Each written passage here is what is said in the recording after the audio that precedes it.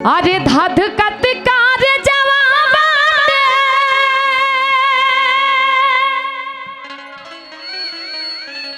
तनि सा जुड़ाई दा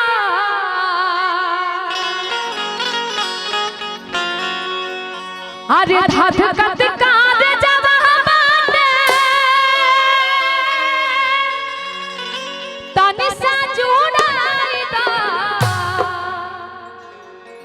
और कहा तरी कि जौवन गोतिनिया सड़िया पहिरे नु हो सैया ताही सड़िया लाई दा। जौवन गोतिनिया सड़िया पहिरे नु हो सैया ताही सड़िया लाई दा। हथ कटकार जवाब दे तनि सा जुड़ाई दा। हथ कटकार जवाब दे तनि सा जुड़ाई दा।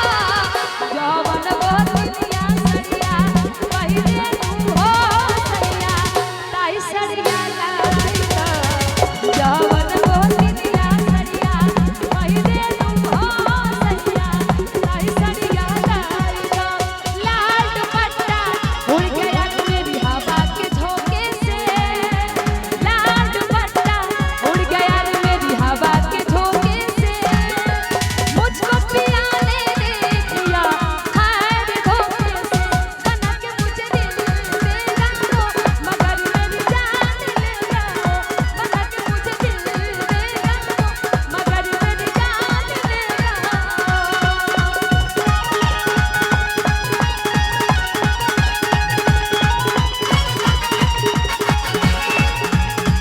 जौवन गोतिनिया सड़िया पहिरे नु हो सैया ताही सड़िया लाई दा।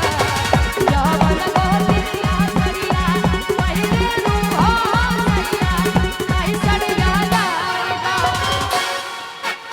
और मुखिया जी कहा तरी आगे का कथई कालर के सड़िया गड़बा नजरिया हो कि निदो बालमुआ हमर जाई के बजरिया हो।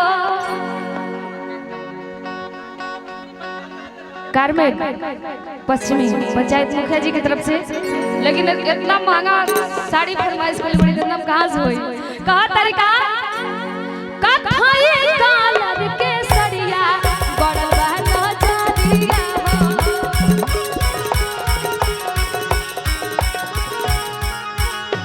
किन दो बालमुआ हमर जाई के बजरिया हो।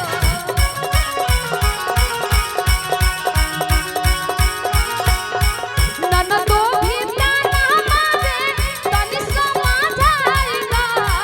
ननदो भी ताना मारे तनि समझाई दा।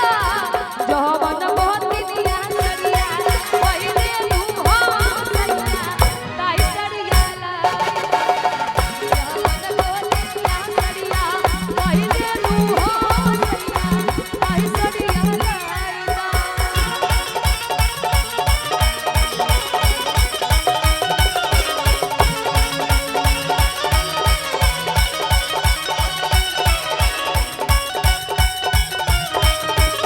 ओहो क्या बात है।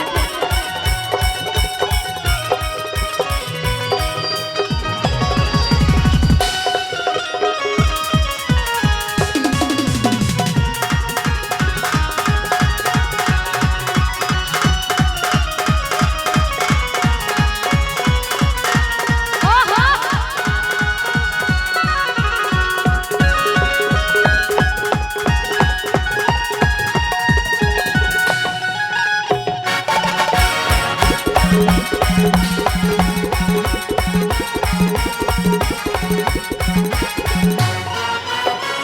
और कहा तरीका हम काहे पीछे रही अतना कमाई का।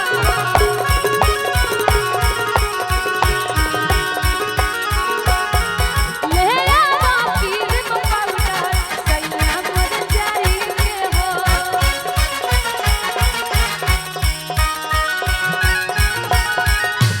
कहा तरी मुखिया जी के जब इतना कमाई बा तो हम काहे पीछे रही।